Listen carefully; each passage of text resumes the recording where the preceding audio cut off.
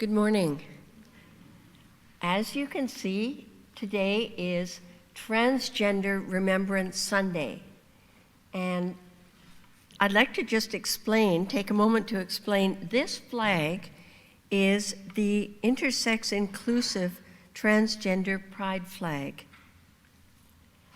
This flag was raised for the first time on Parliament Hill during the 2024 Pride flag raising. Now, it began with the pride flag, which is the colors of the rainbow that you see over on the right. That was right across the initial flag. And then the white, blue, and pink over on the left were incorporated as the transgender pride flag. And the third step is the purple circle on the yellow gold triangle over at the far left. And that added the intersex inclusive element. So we see the overall flag as it was flown last June for the first time. I want to give a little bit of background about Transgender Remembrance Sunday and the International Transgender Day of Remembrance. That was November 20th.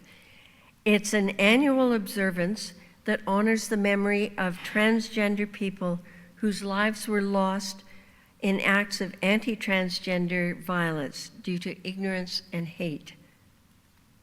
The first event took place in 1999 in San Francisco in honor of Rita Hester, murdered the previous year. Now, we all know violence happens for many reasons, many unjust reasons.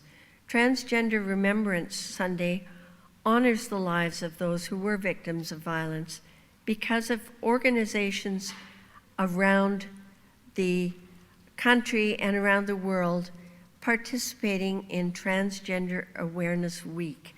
This week precedes today to help raise visibility for transgender people and address issues that communities face. Vigils are held around the world.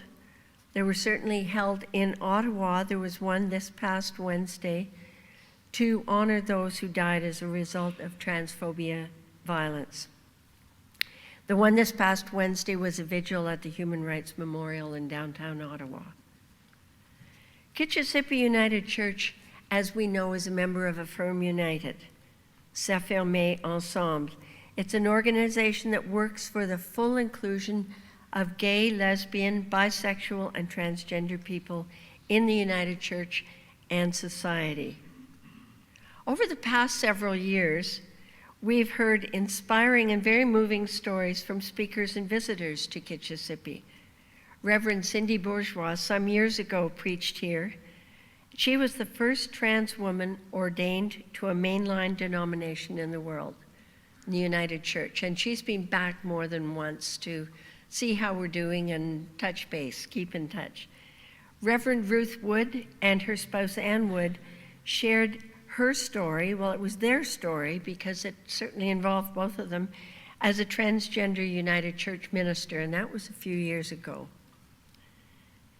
We know the Ottawa Trans Library as a valuable community resource.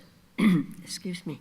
We had a visit and presentation from Tara Sipniski, who opened the library in Hintonburg in May 2022.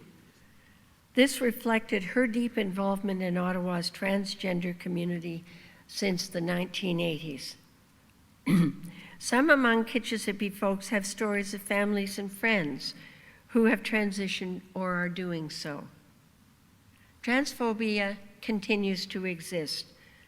Awareness of and understanding transgender issues and rights is challenging and increasingly important in our society. We have a lot to learn, and let's try and make the effort. Thank you for this opportunity to share with you.